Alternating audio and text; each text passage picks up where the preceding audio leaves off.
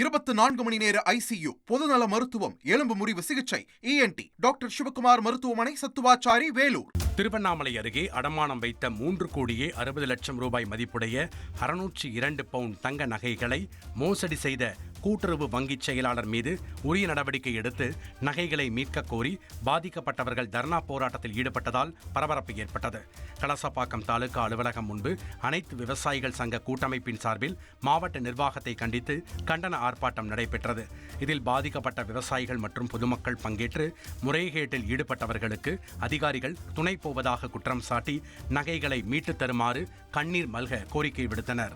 கர்நாடக அணைகளில் இருந்து உபரிநீர் திறக்கப்பட்டு வருவதால் ஒகேனக்கலில் பரிசல் இயக்கவும் நீர்வீழ்ச்சியில் குளிக்கவும் 17வது நாளாக தடை விதிக்கப்பட்டுள்ளது. தருமபுரி மாவட்டம் பெண்ணாகரம் அருகே உள்ள ஒகேனக்கல் பிலிகுண்டுலு பகுதிக்கு வினாடிக்கு 32,000 கனஅடியாக இருந்த நீர்வரத்து 28,000 கனஅடியாக குறைந்துள்ளது. கர்நாடக அணைகளில் இருந்து உபரிநீர் ஏற்ற இறக்கத்துடன் திறக்கப்பட்டு வருவதால் நீர்வரத்தின் அளவும் ஏற்ற இறக்கத்துடன் காணப்படுகிறது.